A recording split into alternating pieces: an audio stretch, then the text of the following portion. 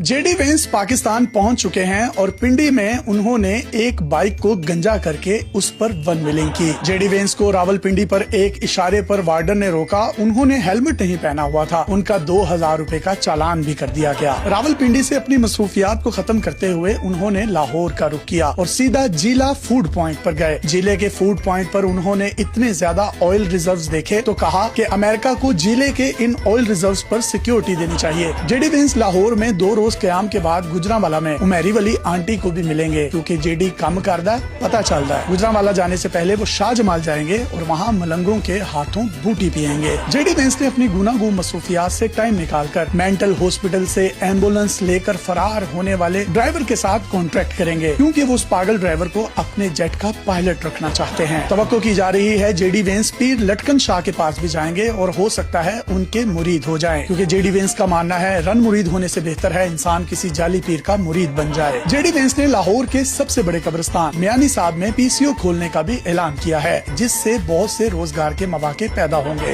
लाहौर के बाद JD Vance Karachi जाएंगे, जहां पर वो अपनी पुरानी क्लास फेलो जो उनके साथ हादी साइंस एकेडमी समनाबाद में पढ़ती थी, मिनाहिल आंटी, उसके साथ गुफ्तो शनीद करेंगे। जेडी वेंस जैसे ही कराची पहुंचे तो उनका आईफोन पीटीए अप्रूव नहीं था, जिसकी वजह से उनको शदीद दुश्वारी का सामना करना पड़ा। उन्होंने जो ही अपने मोबाइल पर नजर डाली तो उनको आसमा का मैसेज आ गया कि बराए मेहरबानी मुझे 700 रुपए सेंड कर दें, मेरी अम्मी हॉस्पिटल में है, मैं आपको जल्द ही वापस कर दूंगी। जेडी वेंस कराची में मसरूफ दिन गुजारेंगे। उनके दिन की शुरुआत निदा यासिर के शो से होगी, जहां पर उनका मायों और उपटन किया जाएगा। अंदाजा ये लगाया जा रहा है कि जेडी वेंस 2 तलवार 3 तलवार या लांडी के इलाके से गुजरेंगे तो कुछ लोग उनका मोबाइल भी छीन सकते हैं, जिसकी वजह से सिक्योरिटी के सख्त तरीन इंतजाम कर दिए गए हैं। कराची का दौरा मुकम्मल करने के बाद वो इस्लामाबाद पहुंचेंगे और हकीम और उनकी बीवी को रेशमी नाले और गर्म जलेबियां लेकर देंगे। जेडी वेंस के एजाज में एक पुरवकार तकरीब होगी, जिसमें जनूबी एशिया के सबसे बड़े सिंगर चाहत फतेह अली खान को $3 अरब देकर बुक करवाया गया है। जेडी वेंस का कहना है कि ये $3 अरब चाहत को दिए जाएंगे, लेकिन उनको सुना नहीं जाएगा। कांस्टेबल शाहिद ने जेडी वेंस से मिलने की दरखास्त की, जिस पर जेडी वेंस ने ये कहकर इनकार कर दिया।